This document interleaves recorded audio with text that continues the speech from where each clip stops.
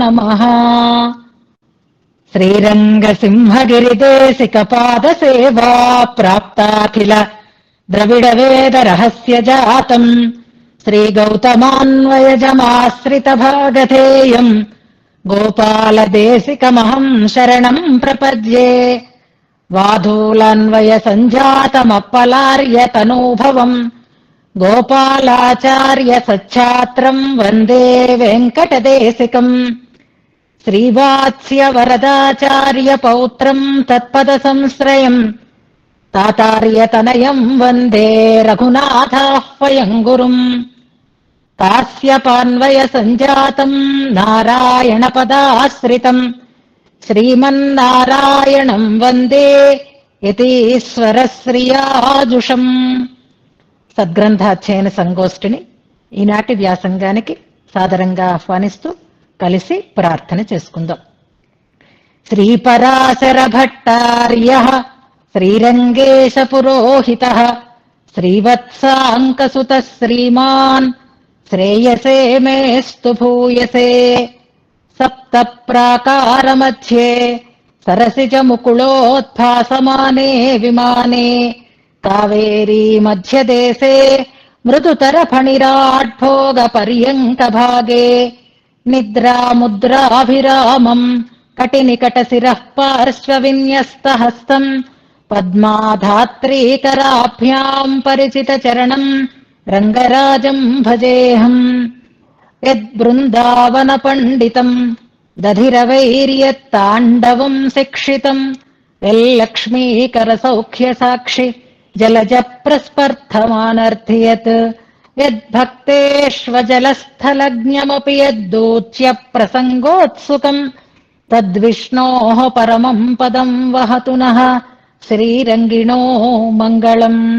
శ్రీస్తనాభరణం తేజః శ్రీరంగే శయమాశ్రయే చింతామణిమివోద్వాంతం ఉత్సంగే అనంతభోగినః. ఈనాడు గోష్ఠికి స్వాగత వచనాలని తెలియజేస్తూ నిన్నటి పాఠ్యాంశాన్ని మృదు మధురంగా మననం చేసి మన ముందు ఉంచినటువంటి రమను మనసారా అభినందిస్తున్నాను. భాగ్యనగరం అనేసరికి మీరు కాదేమో అనుకున్నాను, కానీ ఇప్పుడు భాగ్యనగరంలో ఉన్నారు కాబట్టి ముఖ్యంగా అశోక్రావు గారు చాలా ఆసక్తిగా ఎదురు చూస్తున్నారంటే కరీంనగరే అనేటటువంటి ఒక అనుబంధం కూడా కనిపించింది. మీరే కనపడ్డారు వీడియోలో. చాలా అందంగా చెప్పారు తల్లి, చాలా అనుభవించి చెప్తున్నారు. చాలా భాష కూడా చాలా మృదువుగా, చాలా చిన్న చిన్న వాక్యాలలో చాలా అందంగా కూర్చుకుని మళ్ళీ విషయాన్ని అంతటినీ చక్కగా సమయాన్ని మించకుండా సమగ్రంగా అందించినటువంటి మీకు, ఆనందంగా తాంబూలాన్ని అందించిన మీకు మనసారా మంగళాశాసనం చేస్తున్నాను. ఒక టానిక్ అయిపోతుంది నాకు, ఒక శక్తి వచ్చేస్తుంది అనమాట. ఇలా మీరు ఒక 5 నిమిషాలు మాట్లాడితే మంచిగా గ్రహించి నాకు మరింత ఉత్సాహం, మరింత శక్తి కలుగుతుంది. అది మీరు చేస్తున్నటువంటి ఒక కైంకర్యం అని అనుకోండి, నా కోసం అని అనుకోండి చాలు. అది నాకు శక్తినిస్తుంది అని అనుకుంటే మీకు కూడా ఆ పని చెయ్యాలి అనేటటువంటి శ్రద్ధ మరింతగా కలుగుతుంది. శ్లోకానుసంధానం, విషయ వివరణ, విషయాన్ని అవగాహన చేసుకోవడం వేరే చెప్పక్కర్లేదు.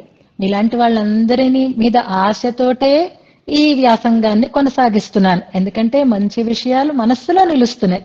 మనస్సులో నిలుపుకున్న మీరు మళ్ళీ 10 మందికి అందిస్తారు. ఆ రకంగా మనం సంప్రదాయానికి, సంప్రదాయ గ్రంథాలకి సేవ చేసుకోగలుగుతున్నాం అనేటటువంటి ఒక తృప్తిని పొంది, ఆ తృప్తి ఎప్పుడూ ఉండాలి అని ఆశిస్తూనే ఈ మననాన్ని ఈ గోష్ఠి నుంచి నేను కోరుకుంటున్నాను. దాంట్లో మళ్ళీ మరొక పర్యాయం మీరు ఆ రకమైనటువంటి కైంకర్యంతో మనస్సుకి ఆహ్లాదాన్ని కలిగించినందుకు, అలాంటి సామర్థ్యం మీకు ఆచార్య అనుగ్రహంతో కలిగినందుకు మనసారా ఆనందిస్తూ, ఇతోధికమైనటువంటి సామర్థ్యం, సదవకాశం, మంచి ఆసక్తి కలిగి ఆచార్య అనుగ్రహంతో సద్గ్రంథ అధ్యయనం సఫలం కావాలి అని పెరుమాళని, ఆచార్యులని నేను ప్రార్థన చేస్తున్నాను. ఎక్కువ ఏమీ చెప్పడానికి లేదు, హాయిగా పాఠ్యాంశాన్ని ప్రారంభం చేసేసుకోవడమే. ఒక్క దోషం కూడా లేదు ఎంచడానికి. కానీ అంటాను, ఎందుకంటే మరి మనకి బొందితో కైలాసం అన్న మాటే రాకూడదు. మనది అసలు మన స్థానం అదే కాదు, శ్రీరంగమే మనది.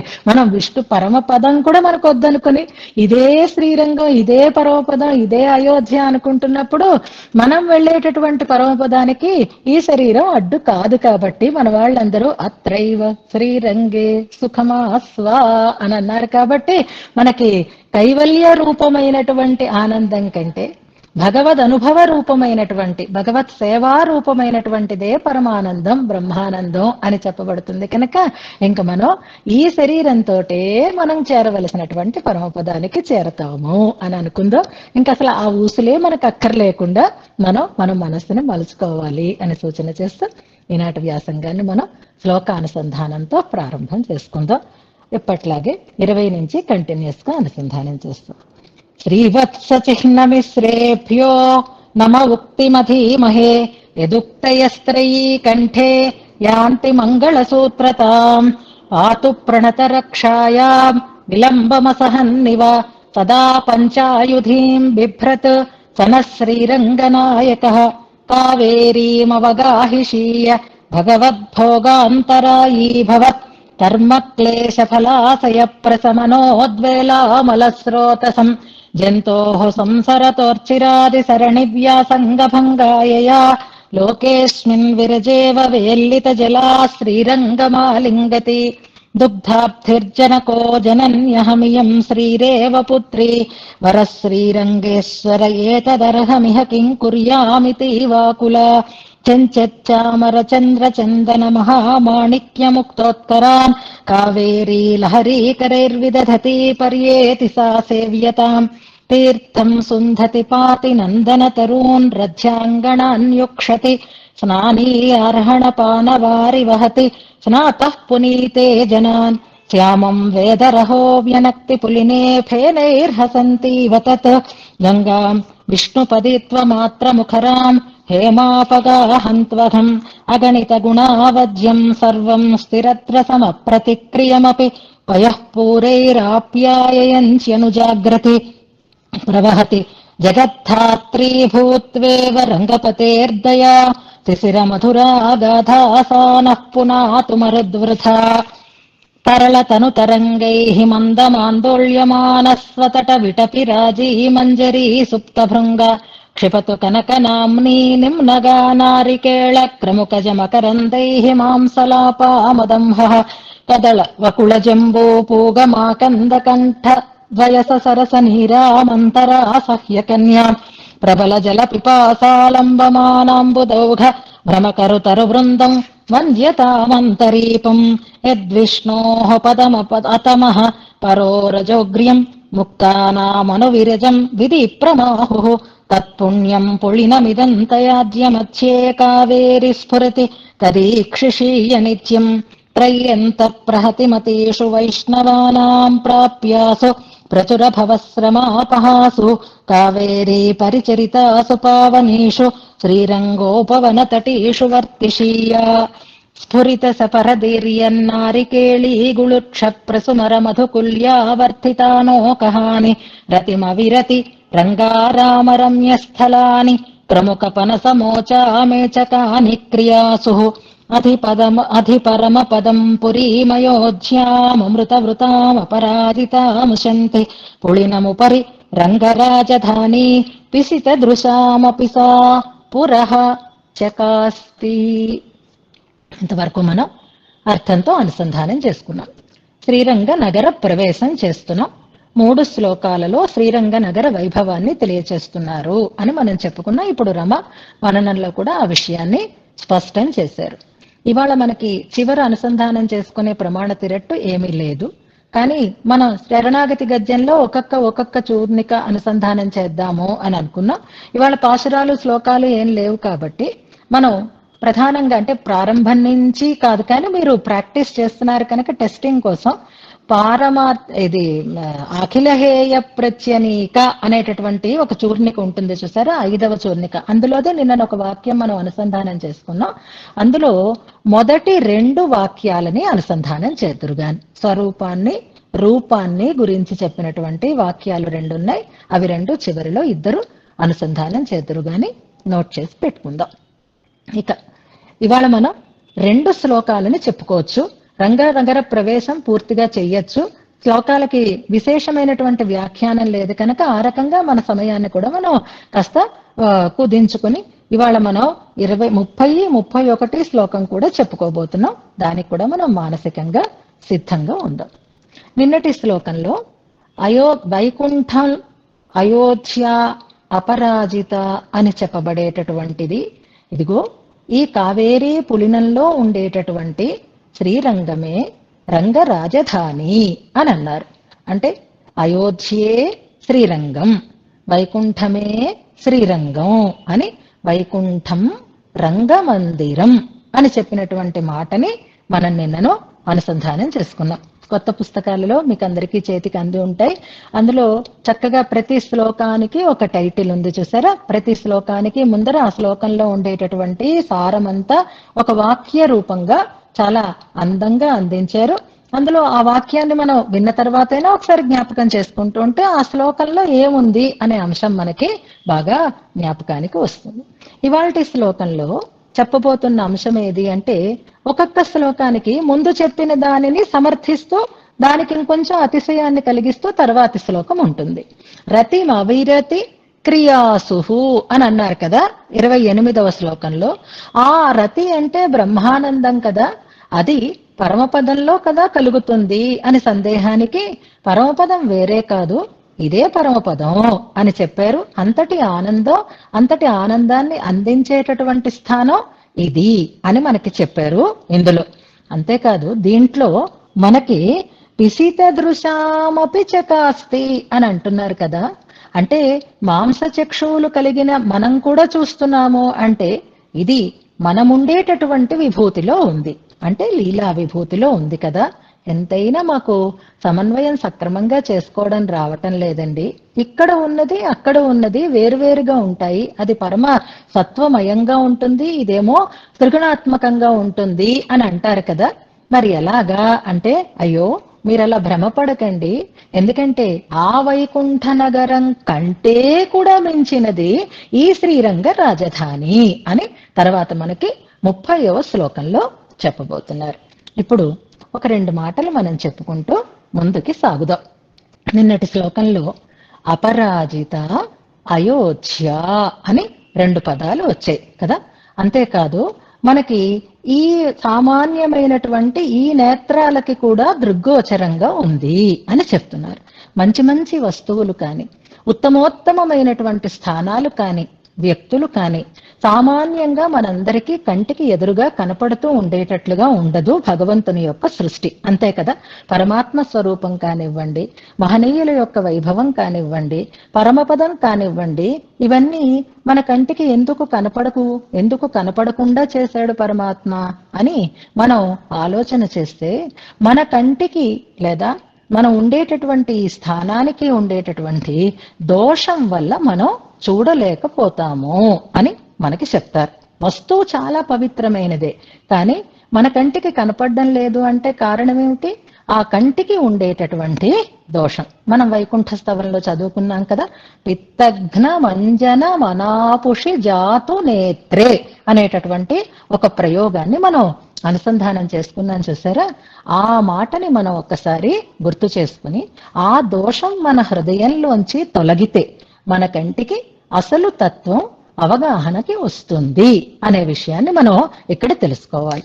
అలా మనలో ఉండేటటువంటి దోషాలని తొలగించి మనకి సక్రమమైనటువంటి దర్శనాన్ని కలిగించేటటువంటి స్థానము శ్రీరంగం అని చెప్పబడుతుంది అని, అలాంటి యోగ్యత మనకి అక్కడ సిద్ధిస్తుంది అని చెప్తారు. నిన్న మనం సుందర బాహుస్తవంలో ఒక శ్లోకాన్ని అనుసంధానం చేసుకున్నాం.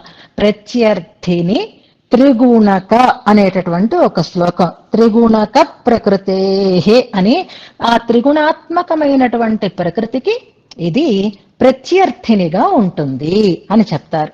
మనకి అయోధ్య కానీ లేదా అపరాజిత కానీ ఏదో స్థానం అవక్కర్లేదు, మన మనస్సులే కావాలి అనేదాన్ని మనం ఒక్కసారి ఇవాళ గట్టిగా అనుకుందాం. ఎందుకంటే ఆధ్యాత్మిక వ్యాసంగం చేస్తూ ఉండేటటువంటి మనలో మనస్సు ఎంత నిష్కల్మషంగా ఉంటే, ఎంత స్పష్టంగా మనం ఎదుటివారి విషయంలో ఆలోచన చేయగలిగితే అంత ఆనందం మనకి కలుగుతుంది. ఈ ఆధ్యాత్మికమైనటువంటి ప్రవృత్తికి పరమార్థమేది అనంటే మనలో ఉన్నటువంటి దోషాలు తొలగి మనం ఇంకా ఇంకా పరిశుద్ధం కావాలి తప్ప మనం ఎదుటి వారిలో దోషాలని చూస్తూ ఉండేటటువంటి స్థితికి ఇంకా లోబడి ఉండకూడదు అనే విషయాన్ని మనం ఇక్కడ ఒకసారి స్పష్టం చేసుకోవాలి. ఆధ్యాత్మికమైనటువంటి వ్యాసంగం అయితే అధికంగా ఉంది, కానీ మనలో రావలసినటువంటి మార్పు మాత్రం రావడం లేదు. అలా రాకపోతే మనం సాధించినది ఏమీ ఉండదు. ఇది నేను గట్టిగా చెప్తున్నాను, గోష్ఠి అందరినీ ఒకరిని ఉద్దేశించి చెప్తున్నటువంటి మాట కాదు, ఇందులో నేను కూడా ఇంక్లూడ్ అయ్యే ఉండి చెప్తున్నటువంటి మాట. ఇప్పుడు మన శరీరం మనకి ఆరోగ్యంగా ఉందా లేదా అనే టెస్టింగ్ మనకి వేరే చెప్పక్కర్లేదు. మన శరీరంలో ఉండేటటువంటి ఇండికేషన్స్ మనకి తెలుస్తూ ఉంటాయి. కాళ్ళు నొప్పెడుతున్నాయి, కడుపు నొప్పెడుతోంది అంటే ఒంట్లో బాగోలేదు, తల నొప్పెడుతోంది. ఇది శరీరంలో వచ్చేటటువంటి కలిగేటటువంటి మార్పులని బట్టి అది మనకి ఇండికేట్ చేస్తూ ఉంటే మనం ఒళ్ళు బాగోలేదు అని తెలుసుకుంటాం. మరి మనస్సు బాగోలేదు, మన మనస్సు ఆరోగ్యంగా ఉందా లేదా అనే దాన్ని ఎలా తెలుసుకుంటాం మనం చెప్పండి? కాళ్ళు నొప్పెడుతూ ఉంటే అయ్యో కాళ్ళు నొప్పెడుతున్నాయి, కాస్త ఏదైనా మందు రాసుకోవాలి, మళ్ళీ దానికి బలాన్ని చేకూర్చుకోవాలి అని అనుకుంటామా? ఆ నొప్పెడితే నొప్పెట్టని, ఎంత నొప్పెడితే అంత నొప్పెట్టని అని అనుకుంటామా? ఆ నొప్పి తగ్గే వరకు మనం ప్రయత్నం చేసుకుంటామా? చేసుకుంటాం కదా. అలాగే అసలు ముందు మన మనస్సు బాగుందా లేదా, ఆరోగ్యంగా ఉందా లేదా అనేది కూడా మనం గుర్తించుకోవాలి. గుర్తించుకొని దాన్ని కూడా మనం బాగు చేసుకుంటూ ముందుకి సాగాలి. అలా బాగు చేసుకునేటటువంటి మందే మనకి ఆధ్యాత్మికమైనటువంటి ఈ వ్యాసంగం. గుర్తుపెట్టుకోండి, ఇందులో మనం ఉన్నప్పుడు మన మనస్సు ఇంకా పాడవడం అనేది ఉండకూడదన్నమాట. టెస్ట్ పెట్టుకుందాం మన మనస్సుని, మన మనస్సు ఆరోగ్యంగా ఉందా లేదా అంటే జస్ట్ మీకు ఒక 2 వాక్యాలు చెప్తాను, ఇంకా చాలా ఉంటాయి అనుకోండి. ఒకటి ఏమిటి అనంటే మనకి మన మనస్సు ఆరోగ్యంగా ఉందా లేదా అని టెస్ట్ చేసుకోవాలి అంటే మనకు ఒకరి మీద అసంతృప్తి, కోపము లేదా వాళ్ళ మీద నేరం చెప్పాలనేటటువంటి ఆలోచనలు కలుగుతున్నాయి అని అనుకోండి, అప్పుడు మన మనస్సు ఆరోగ్యంగా లేదు అని అర్థం అనమాట. దాన్నే అందుకే అనసూయవే అనే మాట నిన్న వచ్చిందని చెప్పాను చూసారా. భగవంతుడైనా పెద్దలైనా అసూయారహితంగా ఉండేటటువంటి మనస్సు ఉన్న వాళ్ళకే మంచిని చెప్పాలి అని ప్రయత్నం చేస్తారు అని అనుకుంటాం. ఈ ఆధ్యాత్మికమైనటువంటి వ్యాసంగం మనకి నడుస్తున్నప్పుడు మనలో ఒకప్పుడు అలాంటి భావనలు ఉండవచ్చు, కానీ ఇప్పుడు అది మనకి తగ్గుతోందా లేదా ఇది మనం టెస్ట్ చేసుకోవాలి. ఎలాగైతే మనం హెల్త్ కాన్షియస్ తో ఉంటామో అలాగే మనస్సుకి కూడా ఒక రకమైనటువంటి ఆరోగ్యం మనకి తప్పకుండా ఉందా లేదా అనే దాన్ని మనం టెస్ట్ చేసుకోవాలి. కుటుంబాలలో అనుకోండి, సమాజంలో అనుకోండి, మనకి తప్పదు, స్ట్రగుల్ తప్పదు, ఎందుకంటే మన జీవన విధానాలు అలా ఉంటాయి. కానీ ఇలాంటి ఆధ్యాత్మిక గోష్ఠుల్లో మనం ఉన్నప్పుడు ఎంతసేపు 1 గంట ఒకరి మొహం ఒకరు చూసుకుంటున్నాం, 1 గంటలో మనం మంచి మంచి మాటలు వింటున్నాం, మంచి మంచి విషయాలు చెప్పుకుంటున్నాం. అంతకుమించి మనకి కంపల్సరీగా ఒకరితో ఒకరు ఏదో ఒకటి చేయాల్సినటువంటి అవసరాలు ఉండటం లేదు కదా. అలాంటప్పుడైనా మనం హాయిగా ఒకరి మీద ఒకరికి మంచి భావం కలుగుతోందా లేదా అనేదాన్ని మనకి మనమే టెస్ట్ పెట్టుకోవాలి. అందుకే నా మీద ఒక ఆరోపణ కూడా ఉంది, ఏదైనా చెప్పాలంటే వినరు అని అంటారు. అవును, వినను. నా మీద ఆ ఎక్స్పెక్టేషనే ఎవరికి వద్దు. వీళ్ళు ఇలా అన్నారు, వాళ్ళు అలా అన్నారు, వీళ్ళు ఇలా చేస్తున్నారు, వాళ్ళు అలా చేస్తున్నారు అనే మాటలకి నేను ఆస్కారం ఇవ్వను. నేను అసలు నా మనస్సు దాకా కూడా రానివ్వను. ఎందుకంటే కలుపు తీస్తూ ఉంటే కలుపు పెరుగుతూనే ఉంటుంది, వింటూ ఉంటే మళ్ళీ చెప్పాలనేటటువంటి ఆలోచనే వస్తూ ఉంటుంది. వినేవారు లేరు అని అన్నప్పుడు ఆ సమస్యని మనం ఎలా పరిష్కరించుకోవాలి అనేటటువంటి ఆలోచన మనకే కలుగుతుంది. నాకు మన గోష్ఠిని చూస్తే చాలా ఆనందం. మన గోష్ఠిలో 80% అందరూ సాత్వికంగా ఉంటారు. ఏదో హాయిగా విందాము, ఆనందిద్దాము, నలుగురితో మంచిగా ఉందాము అని అన్నట్టుగానే ఉన్నారు నేను ఈ 3 ఏళ్లలో అబ్జర్వ్ చేసినంత వరకు. ఇక 20% లో ఒక 10% ఒకవేళ అటు ఇటు తేడాగా ఉన్నా చెప్తే విని మారి చక్కగా మళ్ళీ అనుకూలంగా ఉండేటటువంటి ప్రవృత్తి కలిగిన వారు అని కూడా గుర్తించాను. నేను కూడా చాలా రకాలైనటువంటి రంగాలలో పనిచేశాను. స్కూల్లో పనిచేశాను, కాలేజీలో పనిచేశాను, సమాజంలో తిరిగాను, రకరకాల జీవిత అనుభవాలని పొందాను. కాబట్టి మనుషులకు ఒక స్వరూప స్వభావాలని గుర్తించలేనంత తెలివి తక్కువతనం. ఏదో 4 పురాణాలు చెప్పుకుంటూ సంభావనలు పుచ్చుకుంటూ బ్రతికిన జీవితం కాదు నాది. అందుకనే నేను జీవితంలో నేర్చుకున్న పాఠం ఏమిటి అనంటే, ఆధ్యాత్మిక రంగంలోకి వచ్చిన తర్వాత ఎవరైతే మనని నమ్మి మన మాటలు వింటున్నారో వాళ్ళకి ఏదో గ్రంథం చెప్పడం కాదు, మానసికమైనటువంటి మంచి మార్పు కూడా వచ్చేటట్లుగా చెయ్యటం నా బాధ్యత అని నేను అనుకుంటా. అందుకే సమయం వచ్చినప్పుడల్లా నేను చెప్తున్నాను. ఇప్పుడు కూడా సమయం ఏది అంటే, అయోధ్య అపరాజిత అని 2 మాటలు వచ్చాయి చూసారా. ఆ స్థానానికి అయోధ్య అని ఎందుకు పేరు వచ్చింది అంటే, దోషై యోద్ధుం అశక్య అని అనుకున్నా, పరైహి జిత అని అజిత అని అనుకున్నా. మనకి శత్రువులు ఎవరు, మనకెవరు పరులు, మనకెవరు ఇతరులు అని అనుకుంటే బయటి వాళ్ళెవ్వరూ కాదు, మన మనస్సే. మన ఏవ మనుష్యాణం కారణం బంధ మోక్షయోహో అని అన్నారు. మన అదృష్టం కొద్దీ మనం ఇక్కడ హాయిగా కూర్చుని మంచి మాటలు వింటున్నాం, మంచి పనులు చేస్తున్నాం. ఇందాక దుగ్ధాభిర్జనక జనన్యహం ఇయం శ్రీరేవ పుత్రి వరహ శ్రీరంగేశ్వర అన్నట్లుగా ఎలా కుదిర్చాడో భగవంతుడు మనకు తెలియదు. సద్గ్రంథాధ్యయన సంగోష్ఠిలో వినేవాళ్ళు సాత్వికులే, చెప్పేవాళ్ళు స్వార్థరహితులే, చేసే కైంకర్యాలు ఎవరికీ ఒత్తిడి లేకుండా చేసుకునేటటువంటి కైంకర్యాలు, అన్ని రకాలుగానూ కుదిరింది ఒక అద్భుతమైనటువంటి సన్నివేశం. ఇలాంటప్పుడు మనలో చిన్న చిన్న తేడాలు ఉండవచ్చుగాక, కానీ వాటిని మనం పెద్దవిగా చేసుకోకూడదు. ఇప్పుడు శ్రీరంగరాజస్తవం నేను పాఠం చెప్తున్నాను, నేను పాఠం చెప్పి మిమ్మల్ని ఉద్ధరిస్తున్నాను అని నేను అనుకోకూడదు. ఆ పుస్తకాలు మీకు అందించి నేను ఉపకారం చేస్తున్నాను అని మంజుల అనుకోకూడదు, పద్మజ అనుకోకూడదు, మరొకరు అనుకోకూడదు. నేను ఈ పుస్తక కైంకర్యం చేసి లోకాన్ని ఉద్ధరిస్తున్నాను అని యతిరాజవల్లి అనుకోకూడదు కదా. ఈ అదృష్టం నాకు కలిగింది, దీనివల్ల నాకు ఆనందం కలిగింది అనేటటువంటి భావనతో మనం ముందుకు సాగిన నాడు బాగుంటుంది. మంచి అవకాశాలు దొరకడం అనేది అరుదుగా దొరుకుతుంది. ఆ మంచి పనిని మనం ఆనందంగా చెయ్యాలి, కానీ బాధపడుతూ చేయకూడదు. దీనివల్ల నేను రోజు ఏడుస్తున్నాను అనో, లేదా నా బాధని చెప్పుకోవడానికి ఎవరూ లేరు అనో అనుకోవాల్సిన అవసరమే లేదు. ఎప్పుడూ ఒక 10% వ్యతిరేకత ఉంటూనే ఉంటుంది, ఎక్కడైనా ఉంటుంది. దాన్ని మనం ఎప్పుడూ ఫేస్ చేసుకుంటూనే రావాలి. ఇందులో మీరు ఇవాళ పుస్తకాలు తీసుకుని కూర్చోకపోతే ఒత్తిడి ఏమీ లేదు, నేను ఇవాళ పాఠం చెప్పకపోతే ఒత్తిడి ఏమీ లేదు, ఇవాళ ఈ గోష్ఠిని నడపడకపోతే ఎవ్వరికీ ఏ ఒత్తిడి లేదు. కానీ భగవంతుడిచ్చినటువంటి ఒక అవకాశం ఇది. ఈ అవకాశాన్ని మనం సద్వినియోగం చేసుకోవాలి, ఆనందమయం చేసుకోవాలి, మరింత మరింత మరింత ప్రశాంతతని మనస్సులో పెంచుకోవాలి తప్ప మనం ఏదో ఒక రకమైనటువంటి సెల్ఫ్ సింపతిని కానీ కోరుకున్నాం అనుకోండి, మనలో ప్రశాంతత అనేదే లేకుండా అయిపోతుంది. అంత వేవరింగ్ గా ఉండేటటువంటి పరిస్థితులు వస్తే నాకే తెలిసిపోతుంది, నేనే గుర్తిస్తాను, నేనే దాన్ని అవాయిడ్ చేసేటటువంటి ప్రయత్నం చేస్తాను. కనుక మన మనస్సు ఆరోగ్యంగా ఉంది లేదు అని అనాలి అంటే టెస్ట్ ఏమిటి అంటే, నాకు వీళ్ళ మీద నేరాలు చెప్పాలనిపిస్తోందా, అనిపించటం లేదా అని అనుకోండి. శ్యామల గారు ఇవాళ ఇలా చేశారు, రమగారు ఇవాళ అలా చెప్పారు అని నాతో కాదు మీ పక్క వాళ్ళతో చెప్పాలని అనిపిస్తుంది అనుకోండి, మనస్సు బాగులేదనమాట. దాన్ని మంచికి మందు వేసి పక్కకు మీరు నెట్టాలి. అంచేత మీరు ఫోన్ చేస్తే మన గోష్ఠి వారు ఒకరికొకరు ఫోన్లు చేసుకుంటే రంగరాజస్తవంలో శ్లోకాల గురించి చెప్పుకుందాం, పంచస్తవిలో విషయాలు చెప్పుకుందాం, మంచి మాటలు చెప్పుకుందామని అనుకోవాలి తప్ప మరొక మాటలు మన నోటంట రాకూడదు. ఇదొకటి మానసికమైనటువంటి ఆరోగ్యానికి నిదర్శనం.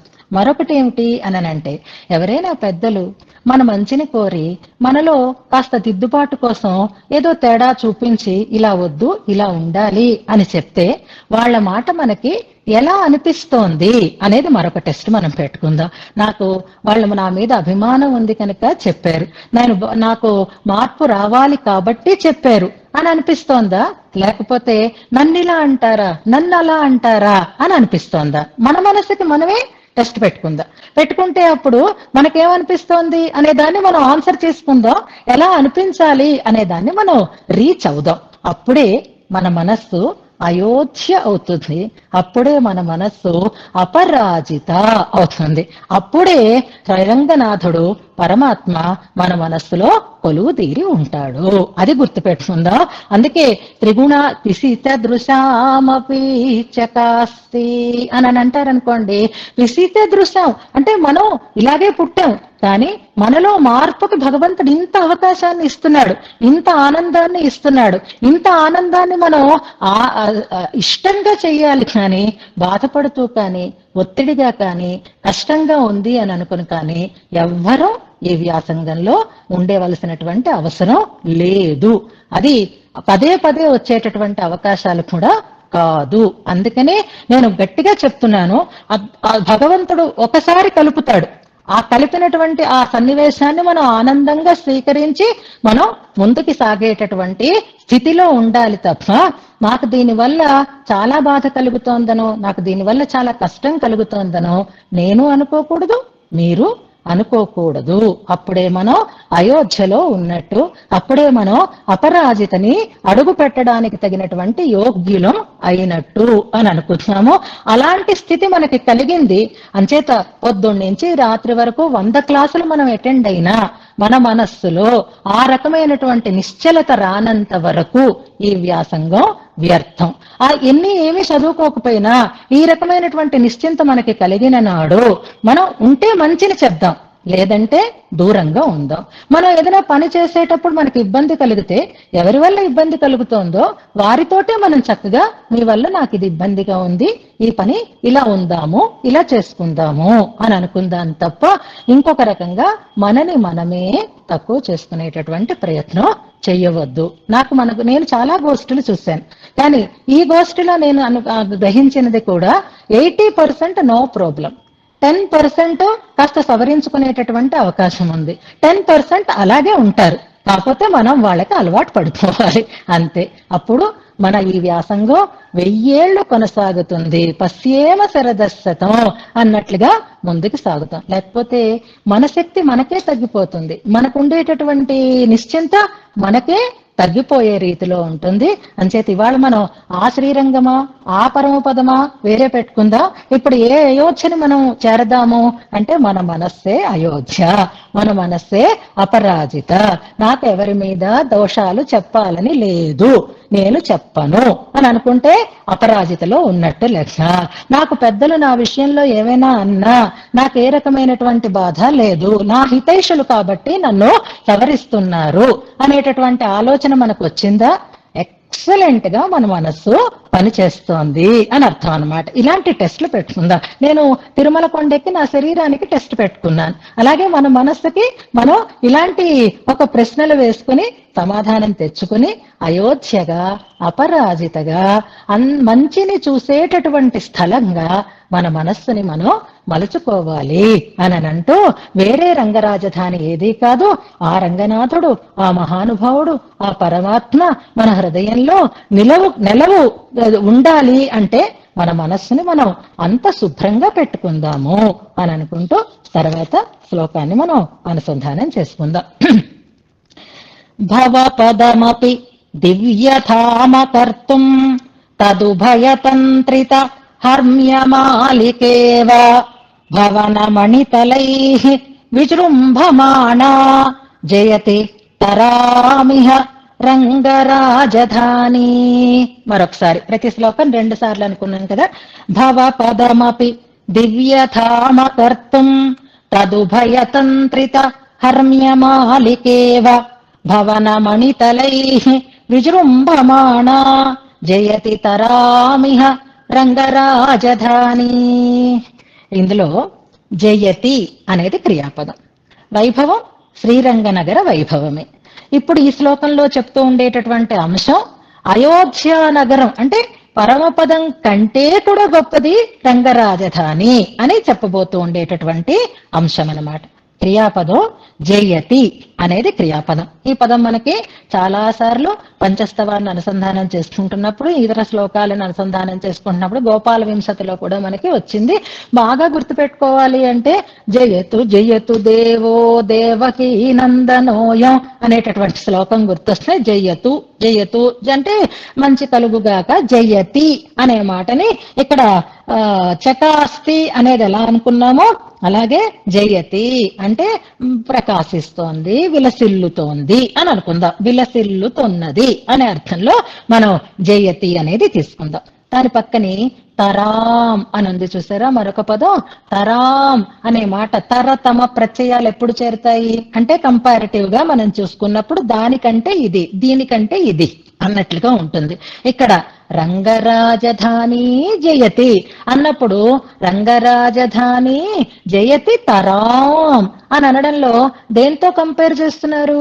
వైకుంఠంతో చేస్తున్నారు. ఆ అయోధ్య కంటే ఈ రంగరాజధాని తరాం జయతి, జయతి తరాం మిక్కిలిగా ప్రకాశిస్తోంది, దానికంటే కూడా దీనికి ఒక రకమైనటువంటి వైభవం ఉంది అనే విషయాన్ని ఇందులో మనకి తెలియచేస్తున్నారు. ఏమిటా వైభవం ఉండడం అనే దాన్ని మనం ప్రతిపదార్థం తెలుసుకుంటే మనకి ఈజీగా కనిపిస్తుంది. మామూలుగా సారం చెప్పుకోవాలి అంటే ఆ వైకుంఠానికి ఈ భూలోకంతో సంబంధం ఉండకుండా ఉంటుంది. కానీ ఈ వైకుంఠానికి భూలోకంతో పరమపదంతో కూడా సంబంధం కలిగి ఉంది. ఇది దీనికి ఉండేటటువంటి గొప్పతనం అన్నమాట. పరమపదము అనంటే మరి ఇంక ఈ భూలోకపు సంబంధం కానీ ఈ లీలా విభూతి సంబంధం కానీ ఉండే అవకాశం లేదు.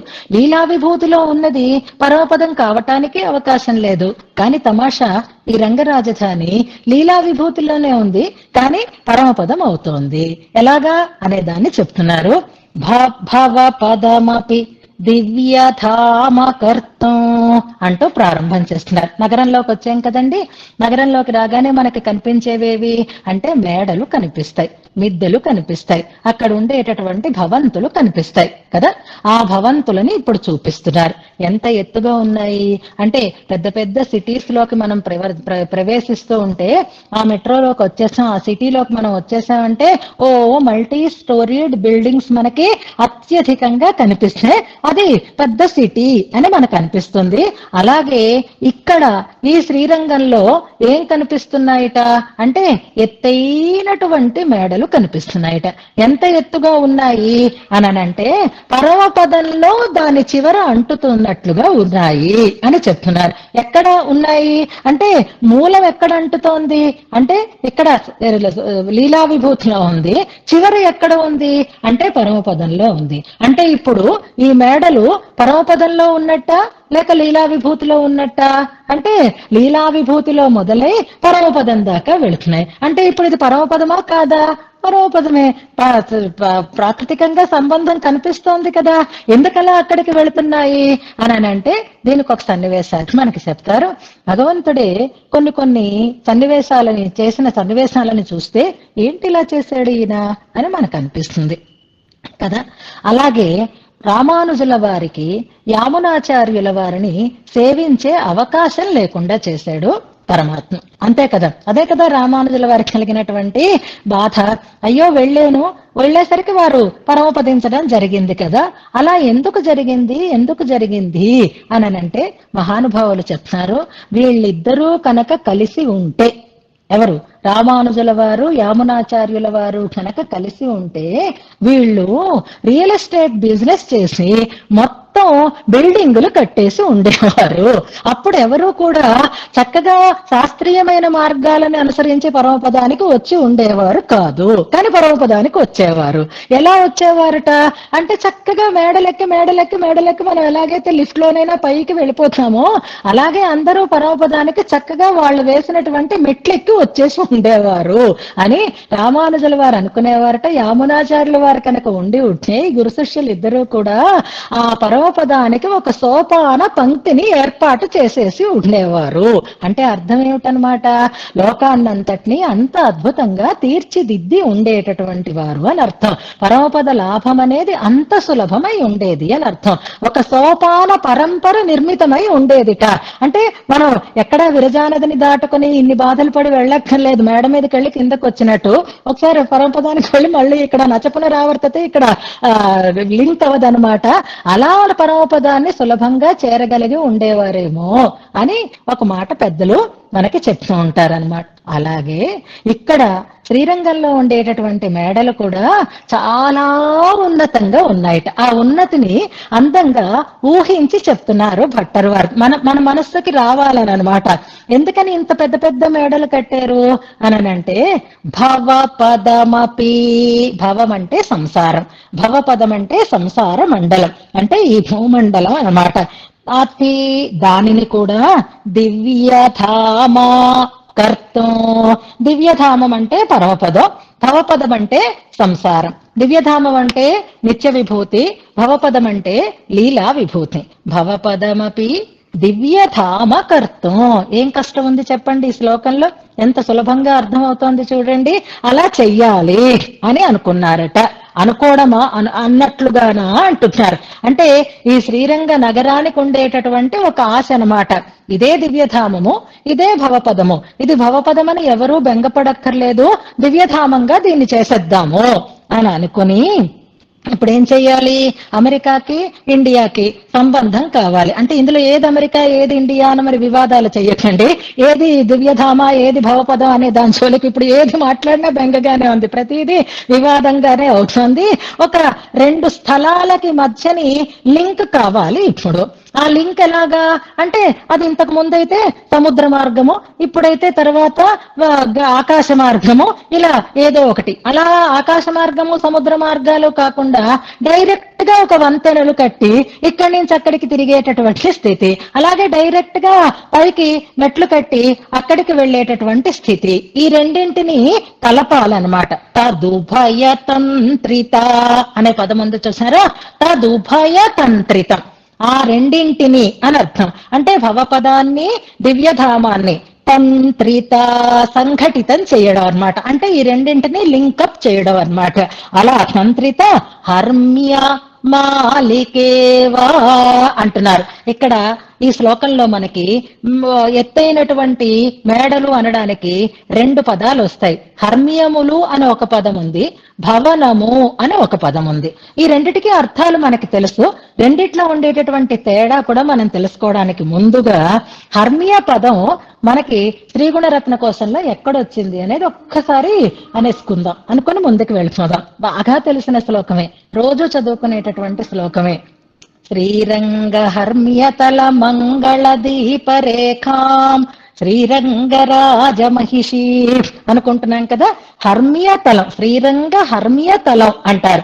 హర్మ్యము అనే పదం దేనికి వాడతారు అని అంటే, అన్నిటికీ ఇల్లు ఇల్లు అని కామన్ గా వాడిన విల్లాస్ వేరు, అపార్ట్మెంట్స్ వేరు, ఇలా మనం వేరువేరుగా ఆ స్థాయిని బట్టి ఎలా వ్యవహరిస్తూ ఉంటామో అలాగే హర్మ్యము అనేది బాగా ధనవంతులకి ఉండేటటువంటి పెద్ద మేడలని హర్మ్యములు అంటారు. అంటే రాజులు జమీందారులు వాళ్ళు ఉండేటటువంటి ఆ మేడలని హర్మ్యములు అంటారు. ధనవంతుల యొక్క ఇళ్ళని హర్మ్యములు అని అంటారు.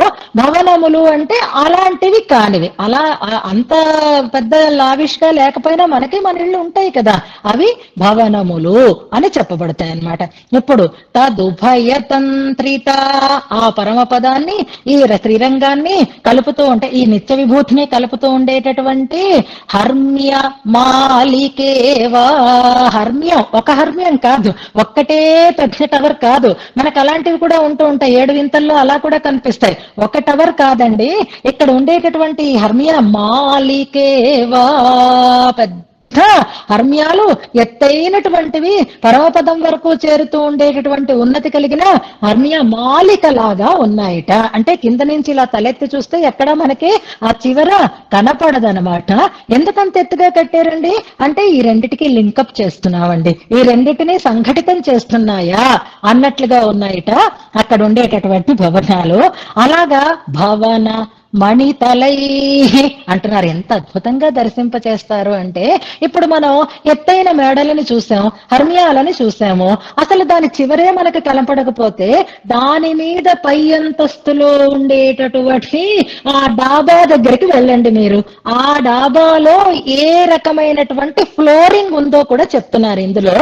భవన మణితలై, భవనములు ఎత్తైనటువంటి మేడలు, వాటి పై అంతస్తులో ఉండేటటువంటి ఆ డాబాలు, వాటిని మీద ఏమి పొదిగేరు అంటే మణులు పొదిగబడినటువంటి తలములు అంటున్నారు. తలములు అంటే ఫ్లోరింగ్ అన్నమాట, అంటే పైన ఉండే ఉపరితలం అని అంటాను చూసారా. భవన మణితలై అంటున్నారు. అంటే భట్టర్ వారు మనని కింద నుంచి చూపించటం లేదు, పైన చూపించటం లేదు, దానికి ఉండేటటువంటి ఆ భవన మణితలాన్ని కూడా మనకి చూపిస్తున్నారు అన్నమాట. అలాంటి భవన మణితలాన్ని ఎందుకు మనకి చూపిస్తున్నారు ఇక్కడ అంటే, ఆ మణులు చాలా స్వచ్ఛంగా ప్రకాశిస్తున్నాయి. ఎంత స్వచ్ఛంగా ప్రకాశిస్తున్నాయి అంటే, శుద్ధ సత్వమయమైనటువంటి ఆ దివ్య నీల నిత్య విభూతి ఇందులో ప్రతిఫలిస్తోందా అన్నంత స్పష్టంగా ఉన్నాయట అక్కడ ఉండేటటువంటి మణితలములు అంటున్నారు. అంటే రజోగుణం కానీ తమో గుణం కానీ లేకుండా ఉంది. అలాంటి సత్వమయమైనటువంటి ప్రకృతిని ప్రతిఫలింప చేస్తున్నట్లుగా ఉన్నాయి. భవన మణితలై విజృంభమాణ అంటున్నారు. ఈ విజృంభమాణ అనే పదం ఒకసారి కంటే ఒకసారి ఊళ్ళు మారిపోతున్నాయి, నగరాలు మారిపోతున్నాయి. అయ్యే వరంగల్కి ఇంతకు ముందు వెళ్ళినప్పుడు ఈ మేడలు లేవే, ఈ కాలనీ లేదే, మళ్ళీ ఇప్పుడు ఎలా వచ్చింది అని మనం ఇంతకు ముందు చేసినటువంటి ఊళ్ళలో ఎలాగైతే తెరకువ కనిపిస్తోందో విజృంభమాణ వర్ధమానములై ఉన్నాయి. భవన మణితలై విజృంభమాణ అద్భుతంగా వృద్ధిగా వర్ధమానములై ఉన్నటువంటి ఈ రంగరాజధాని దేంతో విజృంభిస్తోంది అంటే భవన మణితలై, భవనములేమో పరమపదానికి అంటుతున్నట్టుగా ఉన్నాయి, వాటి మీద పొదగబడినటువంటి మణితలములలో ఆ శుద్ధ సత్వమయమైనటువంటి ఆ దివ్యధామ ప్రతిఫలిస్తోందా అన్నంత స్వచ్ఛంగా ఉన్నాయి. అంతటి అద్భుతమైనటువంటి దివ్యమైనటువంటి భవనముల నిర్మాణానికి కారణం ఏమిటి అంటే, నిర్మాణం కాదు, అలా పరమపదాన్ని ఈ లీలా విభూతిని ఏకం చేస్తున్నాయా అన్నట్లుగా ఉన్నది.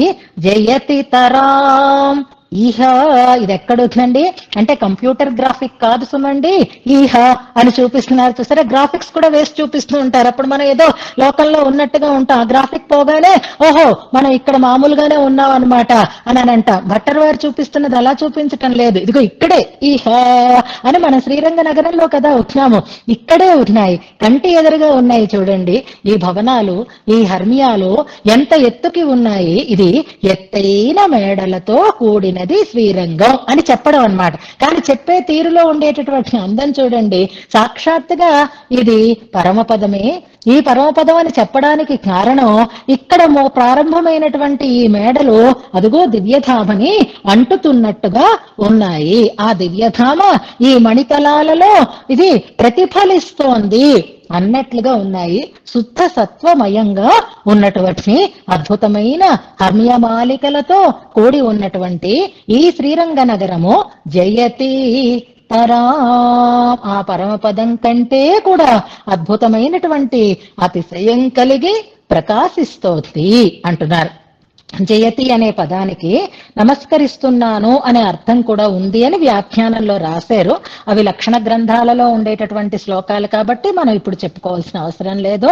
కానీ మనం తెలుసుకోవడానికి జయతి అంటే నమస్కరిస్తున్నాము అని అనుకోవచ్చు, లేదా జయతి విలసిల్లుతున్నది రంగరాజధాని అని అనుకుంటే సరిపోతుంది మనకి. అలాంటి అద్భుతమైన స్వచ్ఛమైనటువంటి మణులతో కూడి ఉన్నటువంటి స్థానము అని మనం అనుకుంటున్నాం. మేడలతో కూడి ఉన్నటువంటి స్థానము అని అనుకుంటున్నాం. ఇక్కడ ఒక చిన్న చమత్కారమైన సన్నివేశాన్ని తెలుసుకుందాం. ఈ శ్లోకం ఎప్పుడూ కూడా మీరు పెద్దల ప్రవచనాలు వింటూనే ఉంటారు కాబట్టి, నాయఘనాయ నిన్ర అనేటటువంటి ఒక పాశురం వస్తుంది చూసారా, తిరుప్పావైలో వస్తుంది. అప్పుడు ఈ శ్లోకాన్ని మనం సమన్వయం చేసుకోవచ్చు. ఈ శ్లోకం ఎందుకు అంటే, నాయఘనాయ నిన్ర నందగోపనుడయ కోయిల్ కాప్పానే కొడితోన్రం తోరణవాసిల్ కాప్పానే. తర్వాత శ్లోకంలో కూడా ధ్వజం గురించి మనకి వస్తుంది. భవన మణితలైహి విజృంభమాణ. అక్కడ పరమాత్మ ఉన్నాడు అనేటటువంటి ధ్వజం అక్కడ కట్టబడి ఉంది అని అంటారు. అలాంటిది నందగోపాలుని భవనం అని మనం అనుకోవాలి. మరి మణులు ఎక్కడి నుంచి వచ్చేయండి? ఆయన ఉండేది రేపల్లెలో కదా, ఏముంటాయి? గోవులను పాలించుకుంటున్నారు, పేడ మరొకటి మట్టి ఇళ్ళు కట్టుకుంటారు అని అనుకుంటారా అంటే లేదు.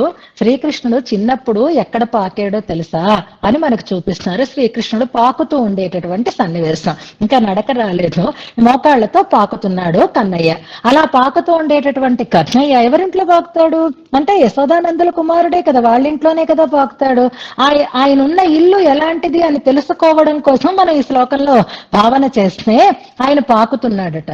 పాకుతున్న పిల్లలు ఇలా కదా వెళుతూ ఉంటారు. సో మొహం వాళ్ళకి ప్యారలల్ గా ఈ గచ్చు మీద పడుతూ ఉంటుంది.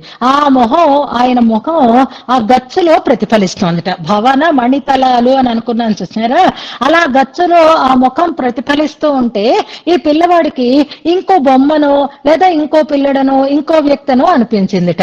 ఇప్పుడు ఆ ముఖం కనిపిస్తూ ఉంటే అది ఏమనుకున్నాడో ఆ ముఖాన్ని తన చేత్తో తీసుకోవాలి అని అనుకుంటున్నట్ట. అలా తీసుకోవాలంటే వస్తుందా? అది ప్రతిబింబం అద్దంలో కనిపించినట్టుగా గచ్చులో కనిపిస్తోంది అనమాట. ఇప్పుడు మనం ఫ్లోరింగ్ గురించి గొప్పగా చెప్పుకుంటామే, ఇలా ముఖాల నీడలు కనిపిస్తూ ఉంటాయండి, మార్బుల్ ఇది అది. అంతకంటే అద్భుతమైన మేడలో ఉన్నాడు నందగోపాలుడు. రత్నస్థలే జాను చర కుమార సంక్రాంతమాత్మీయ ముఖారవిందో ఆదాతు కామః తదలభ్య సౌఖ్య. అది దొరకలేదనమాట. ఇలా పట్టుకుందాం ఇలా తీసుకుందాం అనుకుంటున్నాడు, ఆ ముఖం ఎక్కడ దొరుకుతుంది? అలా దొరకక చేతికి అందక విలోక్య ధాత్రీవదనం రురోదా. దాదులు ఉన్నారండి అంటే బోళ్ళెంతమంది ఆయాలు ఉన్నారు. యశోదాదేవే ఎప్పుడూ కాపాడుతుందని కాదు. అప్పుడు పాపం బేలముఖం వేసుకుని ఆ దాది వైపు చూసి ఏడుస్తున్నాడట, నాకు అందడం లేదు, నాకు రావడం లేదు అని. అంటే రత్నస్థలే అంటారు అక్కడ. రత్నములు పొదగబడిగినటువంటి గచ్చులు కలిగినటువంటి మేడలో ఉన్నాడు అనడానికి ఇది చాలదా మనకి? అలాంటి మణితలములతో కూడినటువంటి శ్రీరంగ నగరాన్ని మనం దర్శించలేమా? అందులో ప్రతిఫలిస్తూ ఉండేటటువంటి శుద్ధ సత్వమయమైనటువంటి ఆ పరమపదాన్ని మనము దర్శించగలుగుతాం. ఆదాతు కామలం కావాలి అంటే పొందాలనేటటువంటి కోరిక కలిగిన వాళ్ళమైతే చాలు, సులభంగా మనం పొందగలుగుతాము. ఎక్కడికో వెళ్ళకండి, ఇక్కడే ఆ పరమపదాన్ని మించినటువంటి వైభవంతో ఉంది రంగరాజధాని అంటూ దానిని మనకి చూపిస్తున్నారు ఈ శ్లోకంలో. చివరిలో మనం ఉపదేశాత్మకంగా అనుసంధానం చేసుకుందాం. తర్వాత శ్లోకం కూడా సులభంగానే ఉంటుంది. తర్వాత దానికి రండి. 31వ శ్లోకం. మణి మకర రుచి వితత్య పాశాన్ విసృమర కేతుకరై మృగం హిమాంసోః శ్రియ ఇవ నవకేళయే జిఘృక్షుః సుఖయతి రంగపురీ చకాసతి నః. మరొకసారి. మణి మకర రుచి వితత్య పాశాన్ విసృమర కేతుకరై మృగం హిమాంసోః శ్రియ ఇవ నవకేళయే జిఘృక్షుః సుఖయతి రంగపురీ చకాసతి నః. ఇందులో శ్రీరంగపురిని ఒక అందమైనటువంటి ఒక పరిచారికగా చెప్తున్నారు, ఒక సేవకురాలిగా చెప్తున్నారనమాట. ఎలాగైతే కావేరీదేవి రంగనాథుణ్ణి సేవిస్తోంది, శ్రీరంగంలో అనేక సపర్యలు చేస్తోంది అని కావేరిని ఒక అద్భుతమైనటువంటి పెద్ద ఇల్లాలుగా చూపించారో, అలాగే ఇక్కడ రంగపురి ఉంది, శ్రీరంగ నాయకి ఉంది. నాయకురాలికి సేవలు చేయాలి, నాయకురాలికి ఆనందాన్ని కలిగించాలి అని అనుకుంటున్నటువంటి ఒక అద్భుతమైనటువంటి సేవికగా ఇప్పుడు రంగపురాన్ని మనకు చూపిస్తున్నారు. వెనకటి 2 శ్లోకాలలో రంగరాజధాని అనే పదాన్ని ప్రయోగించారు, ఇందులో రంగపురి అనే పదాన్ని ప్రయోగిస్తున్నారు. మూడింట్లోనూ ఉండేటటువంటి తేడా ఇది మనం గమనిద్దాం. ఇక క్రియాపదం ఇందులో సుఖయతి అనేది ఒక క్రియాపదం, చకాసతి అనేది మరొక క్రియాపదం. చకాసతి అనేది పరిపూర్ణ క్రియ కాదు, సుఖయతి అనేది పరిపూర్ణమైనటువంటి ప్రధానమైనటువంటి క్రియ. చకాసతి లాంటి క్రియే మనకి వెనకటి శ్లోకంలో ఒకటి వచ్చింది, చకాస్తి అనేటటువంటి పదం. నిన్న చెప్పుకున్నటువంటి శ్లోకంలో చకాస్తి ప్రకాశిస్తోంది అని అన్నారు, పురః చకాస్తి. ఇందులో చకాసతి అంటే ప్రకాశిస్తూ అని దీర్ఘం అన్నమాట. అలా ప్రకాశిస్తూ సుఖయతి సుఖాన్ని కలిగిస్తోంది, ఆనందింప చేస్తోంది అని అంటున్నారనమాట. ఎప్పుడు మనకి ఆనందం అంటే చెయ్యవలసినటువంటి సపర్యలు సక్రమంగా చేసి ఆ యజమాని ఆనందిస్తే, యజమానికి ఆనందం కలిగితే మనకంతే సంతోషం. స్వామివారికి సంతోషం కలిగితే చాలండి, మాకు అంతకంటే ఏం అక్కర్లేదు అని అనుకుంటాం. అమ్మగారికి ఆనందం కలిగితే చాలండి మా మననం, అంతకంటే ఏం అక్కర్లేదు అని అనుకుంటాం. ఇప్పుడు అమ్మగారికి ఆనందం కలిగి బాగా చెప్పారు అని అన్నారు అనుకోండి, అంతే చాలు, మీకు అంతకంటే ఏం కావాలి కనుక అని అనిపిస్తుందా, అనిపించదా? అలాగే ఇప్పుడు శ్రీరంగపురి శ్రీరంగనాయకి ఆనందాన్ని కలిగించాలి అని ప్రయత్నం చేస్తోందిట. అలా ఆనందింప చేయటం కోసం ప్రయత్నం చేస్తున్నటువంటి శ్రీరంగపురి నాకు సుఖాన్ని కలిగిస్తోంది, నాకు సంతోషాన్ని కలిగిస్తోంది అని అంటున్నారు ఇందులో. ఇప్పుడు మనం ఎత్తైన మేడలని చూస్తున్నాం, ఎత్తైనటువంటి భవనాలని చూస్తున్నాం కదా. ఏం చేస్తోంది రంగపురి అంటే, ఇప్పుడు శ్రీరంగపురిని ఒక అందమైనటువంటి స్త్రీగా మనం భావిస్తే ఏం చేస్తోందిట అంటే, మా నాయకురాలికి ఒక మంచి కేళీ విలాసాన్ని కలిగించేటట్లుగా కొన్ని పరికరాలని సమకూర్చాలి అని అనుకుంటోందట. ఎప్పుడైనా పాతదే అయితే బోర్ కొడుతుంది కదా, అలా కాకుండా ఆ కేళిలో ఆ లీలలో కొత్తదనాన్ని కలిగించేటటువంటి వస్తువులని పిల్లలకైనా ఎప్పుడు ఒకే బొమ్మ చూపించామనుకోండి, వాళ్ళు కూడా దాంతో ఆడుకోరు, ఏడుస్తూనే ఉంటారు కదా. అలాగే యజమానులకి మహానుభావులకి మనం కానుకలని ఇవ్వాలి, వాళ్ళని ఆనందింప చెయ్యాలి అని అంటే, అమ్మ ఇవాళ ఇది ట్రై చేయండి, అమ్మ ఇవాళ ఇది చూడండి అని అంటూ వాళ్ళకి కొత్తతనంగా అన్ని సమకూరుస్తూ ఉండాలి కదా. ప్రేమ కలిగినటువంటి వారు, అలాగే ఇష్టం కలిగినటువంటి సేవికలు అలాగే చేస్తారు. కాబట్టి ఇప్పుడు మన అమ్మగారికి ఇది అందిద్దాము అనుకుంటోందిట శ్రీరంగపురి అనేటటువంటి ఒక స్త్రీ. ఏమిటి అందిద్దాం అనుకుంటోందిట అంటే, చంద్రుడిలో ఉందిట ఒక లేడి. అది ఇక్కడ అక్కడ దొరికే లేడి కాదు, చంద్రుడిలో ఉండేటటువంటి ఒక లేడి. చంద్రుడిలో ఒక మచ్చ ఉంటుంది చూసారా, ఆ మచ్చని రకరకాలుగా కవులు ఉత్ప్రేక్ష చేస్తూ ఉంటారు. మామూలుగా సైంటిస్టులు అయితే ఒకలా చెప్తారు, కానీ కవుల ఊహలలో అయితే దాన్ని ఒక కుందేలు అంటారు, దాన్ని ఒక జింక అంటారు. ఇలా రకరకాలుగా భావన చేస్తూ ఉంటారు. మా అమ్మగారు హాయిగా సరదాగా ఆడుకోవడానికి ఈ జింకని తీసుకురావాలి అని అనిపించిందిట. ఎవరికి అంటే, ఈ శ్రీరంగ నగరం అనేటటువంటి ఒక సేవకురాలికి. శ్రీరంగ నగరమే ఉన్నది ఆ మిథున సేవకే కాబట్టి అనుకుందిట. ఎలా తేవడం అంటే, పెద్ద కష్టమే అక్కర్లేదు, తెచ్చేయొచ్చు అనుకుంది. చంద్రుడిలో ఉండే జింకని ఎంత ఈజీగా ఎలా తీసుకొస్తుందిట అంటే, ఏం అక్కర్లేదు, చేతులున్నాయి, వల ఉంటే సరిపోతుంది అని అనుకుందిట. చేతులేమిట ఎవరికి?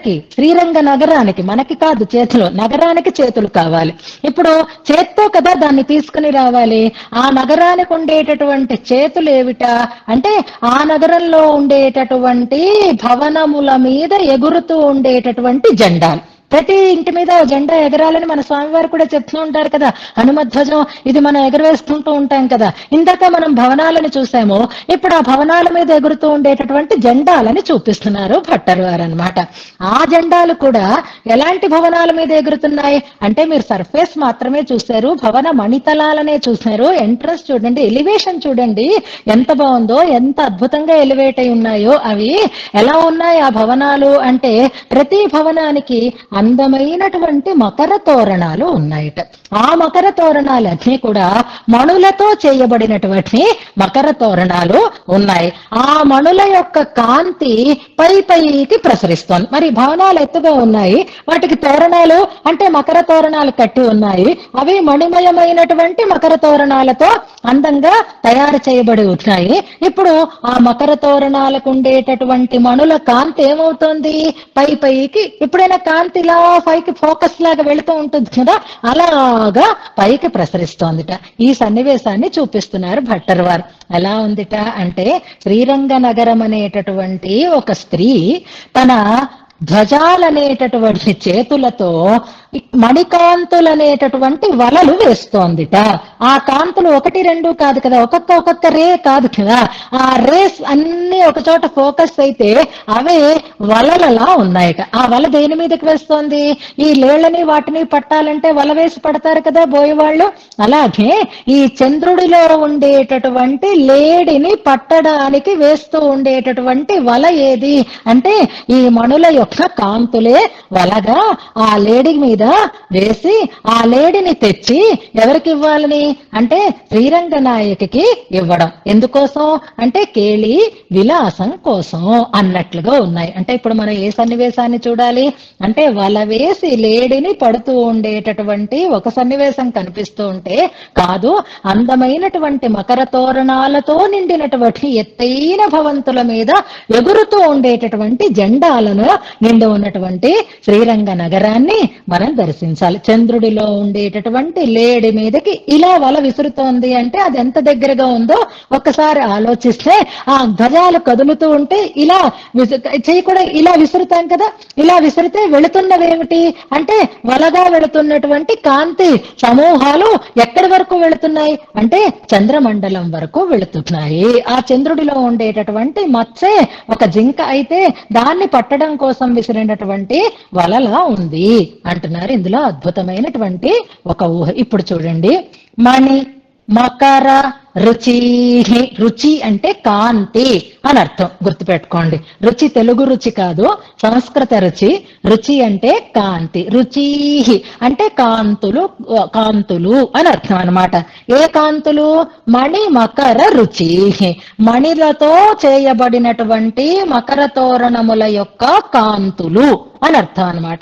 మణి మకర రుచి పాశాన్ వితత్య. పాశము అంటే వల అని అర్థం. పాశములు అంటే అంతే కదా, వాళ్ళు వల వేసి పడతారు కదా, బోయగాడి దగ్గర పాశాలు ఉంటాయి. పాశాన్ వితత్య అంటే విస్తరింప చేసి, విసిరి అని అర్థం. వల ఇలా విసిరితే అందులోకి కదా పడతాయి.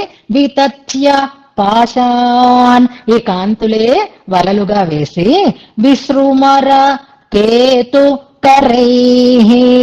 ఈ విసృమర అనే పదం మనకి ఇంతకు ముందు చదువుకున్న ఒక పదాన్ని గుర్తు చేయాలి. ఏమిటా పదం? ఇలాగే వినిపించే పదం ఒకటి మనం చదువుకున్నాం. ఏ శ్లోకంలో చదువుకున్నాం? స్ఫురిత సఫరదీర్యన్నారికేళీ గుళుచ్ఛ. తర్వాత పదం గుర్తు చేసుకోండి, ప్రసుమర మకరంద అని ఉందా లేదా? ప్రసృమర అనే పదం ఇంతకు ముందు వచ్చింది. ఇప్పుడు విసృమర అనే పదం వస్తుంది కదా. ప్రసృమర అంటే కిందకి కారుతున్నా, ప్రవహిస్తున్నా అని అక్కడ చెప్పుకున్నా. విసృమర అంటే విస్తరిస్తున్నా అనే అర్థాన్ని ఇక్కడ చెప్పుకోవాలి. విసృమర బాగా విస్తరిస్తున్నటువంటి అంటే కదులుతూ ఉన్నటువంటి. విస్తరమైనగా ధ్వజం ఉంది, ఆ ధ్వజం ఇంకా పైపైకి కదలాడుతూ ఉంటుంది కదా. విసృమర విస్తరించి ఉన్నటువంటి కేతు కరై. కేతు అంటే జెండా, కరం అంటే చెయ్యి. కేతు కరం. రంగరాజధానికి మరొక చేతులేం లేవు. దాని చేతులేవి అంటే ఆ భవనాల మీద ఎగురుతూ ఉండేటటువంటి ధ్వజములే చేతులుగా. విసృమర కేతు కరైహి. ఆ కరములతో దేని మీదకి విసురుతోంది పాశాలని అంటే హిమాంసోహో మృగం. హిమాంసుడు, హిమాంసువు అంటే చంద్రుడు, చల్లనైనటువంటి ఆ కిరణములు కలిగినటువంటి వాడు అని అర్థం. హిమాంసోహో మృగం. ఆ చంద్రునిలో ఉండేటటువంటి లేడిని, చంద్రబింబంలో ఉండేటటువంటి ఆ లేడిని జిఘృక్షు. జిఘృక్ష అంటే పట్టుకోవాలి అనేటటువంటి కోరిక అని అర్థం అన్నమాట. తీసుకోవాలి అనేటటువంటి కోరిక. జిఘృక్షహో ఇవ, ఎందుకోసం ఆ లేడితో మీకేం పనండి అనంటే శ్రియ నవకేళయే. ఇక్కడ మా నాయకురాలు ఉంది, మా అమ్మగారు ఉన్నారు, ఆ శ్రీదేవి శ్రీరంగనాయకి ఉంది. శ్రియ నవ కేళయే, కొత్త కొత్త కొత్త కొత్త పెట్స్ తీసుకొచ్చాం, కొత్త కొత్త బహుమతులు ఇద్దాం అని నవకేళయే, కొత్తదైనటువంటి కేళి కోసం, ఆట కోసం, లీల కోసం జిఘృక్షు ఇవా, పట్టుకుంటోందా అన్నట్లుగా వచ్చింది. జిఘృక్షు ఇవా, అలా మనం ఆ లేడిని పట్టి మన శ్రీరంగనాయకి అందిద్దాము అని అనుకుంటోందా ఏమిటి? అందుకే ధ్వజాలనే చేతులతో కాంతులనేటటువంటి వలలని వేసి ఆ చంద్రునిలో ఉండేటటువంటి మృగాన్ని పట్టుకుంటోందా అన్నట్లుగా. చకాసతి రంగపురి, ప్రకాశిస్తూ ఉండేటటువంటి శ్రీరంగ నగరము. నహ సుఖయతు, నహ మనలని సుఖయతు, హాయిని కలుపుగాక, సుఖింపచేయుగాక. సుఖయతి అని, సుఖయతు అని ఒక పాఠం ఉంది, సుఖయతి అని ఒక పాఠం ఉంది. సుఖయతి అని ఉంటే అదే కరెక్ట్. సుఖయతి అంటే సుఖింప చేస్తోంది అని అర్థం. అబ్బా ఎంత ఆనందంగా ఉంది. ఇక్కడ వీళ్ళందరికీ ఆ స్వామి పట్ల, అమ్మ పట్ల ఎంత భక్తి ఉంది, ఎంత శ్రద్ధ ఉంది అని మనకి కావలసినటువంటి భగవంతుడు శేషికి ఆనందం కలిగితే అదే కదా మనకి ఆనందం. మనకంటూ ఆనందం లేదు, మనం అక్కడ కైంకర్యం చేస్తున్నా సరే ఎలాంటి ఆ కైంకర్యం వల్ల ఆనందం ఆయనకి అని అనుకోవాలి, కానీ మనకి అని అనుకోకూడదు అని మనకి సంప్రదాయంలో చెప్తారు కదా. అలాగే శేషికి ఆనందం కలగడమే కారణం, నేను ఆనందిస్తున్నానా లేదా అనేది కాదు. ఆ ఆనందించినటువంటి ఆయన యొక్క ముఖాన్ని చూసి మనం ఆనందం పడడం అంతే తప్ప నా ఆనందం కోసం ఈ కైంకర్యం చేస్తున్నాను అనుకునేటటువంటి భావన ఉండకూడదు అంటారు. అందుకే ఇక్కడ సుఖయతి అంటున్నారు భట్టర్ వారు. అబ్బాయి ఈ రంగరాజధానిని చూస్తూ ఉంటే, ఈ రంగపురాన్ని చేస్తూ ఉంటే, ఆ సేవాభావాన్ని చూస్తూ ఉంటే ఎంత హాయిగా ఉంది, ఎంత హాయిగా ఉంది అంటున్నారు. మహమ్మ హాయిగా ఉంది అని అనుకుంటాను. చూసారా ఆ పదప్రయోగం కూడా, చకాసతి సుఖయతి అంటారు. చకాసతి ప్రకాశిస్తూ, సుఖయతి అని అనుకుంటారు. కొత్తగా పిల్లకి పెళ్లి చేస్తాం, కాపురానికి పంపించాము, ఏదో వాళ్ళ ఇంటికి ఎలా ఉందో చూడాలి అని వెళ్ళామనుకోండి. ఆ వెళ్ళిన మనకి మనస్సుకి కానీ లేదా మా కంటికి కానీ ఆనందం ఎప్పుడు కలుగుతుంది అంటే ఆ పిల్ల అల్లుడు అనుకూలంగా ఉన్నప్పుడు, ఈ పిల్ల ఆ అల్లుడికి కావలసినటువంటివి అందిస్తూ ఆనందంగా ఉన్నప్పుడు. అల్లుడికే సపర్యలు చేస్తుంది, కానీ ఆ ఆనందం వాళ్ళు పొందుతుంటే అమ్మ ఎంత బెంగ పెట్టుకున్నానో, దీనికి పర్వాలేదు, బానే వచ్చింది, బానే చక్క పెట్టుకుంటోంది అని సుఖయతి అని చూసి ఎంత ఆనందపడతామో, అలాగే మా పిల్ల కూడా నాకేం చేస్తావు, నాకేం ఇస్తావు అని కాళ్ళు చాపుకొని కూర్చోకుండా అక్కడ ఉండేటటువంటి రంగనాయకి సేవలో నిమగ్నమై ఉండేటటువంటి రంగపురి ఒక స్త్రీగా భావించి అందమైనటువంటి భవనముల యొక్క మకర తోరణాలు చాలా శుభప్రదంగా అక్కడ ఎగురుతూ ఉండేటటువంటి జెండాలని మనకి చూపిస్తున్నారు. మణి మకర రుచితో విలసిల్లుతూ ఉండేటటువంటి ధ్వజ వైభవంతో కూడినటువంటి రంగపురి రంగనాయకి సేవా నిమగ్న అయి ఉంది. ఆ సన్నివేశం చూస్తే చాలా సంతోషంగా ఉంది అంటున్నారు. సుఖయతి, మనం కూడా అలాగే సేవ చేసుకుని ఆనందాన్ని పొందాలి. సేవించటం, ఎలా సేవించాలి, ఇంకా ఎలా సేవించాలి, ఇంకా ఎలా సేవించాలి అనేటటువంటి తపనతో ఉంటే మనస్సు ఆహ్లాదంగా ఉంటుంది, మన జీవితము ఆనందమయంగా సాగుతుంది. చాలా అంటే ప్రాణం లేని స్థావరాలే సేవ కోసం అలా ఆరాట పడుతూ ఉంటే, ఇక చైతన్యం కలిగినటువంటి మనం భగవత్ సేవని ఎలా చేసుకోవాలి అనే దాన్ని గురించి ఆలోచన అక్కర్లేదు. ఆ సేవా భాగ్యం కలిగితేనే అదే సుఖం. అలా సుఖం కలిగేటట్లుగా మనని ఆచార్యులు అనుగ్రహించాలి అని ప్రార్థన చేసుకుంటూ ఈ శ్లోకాలు రెండింటిని మనం ఉపదేశాత్మక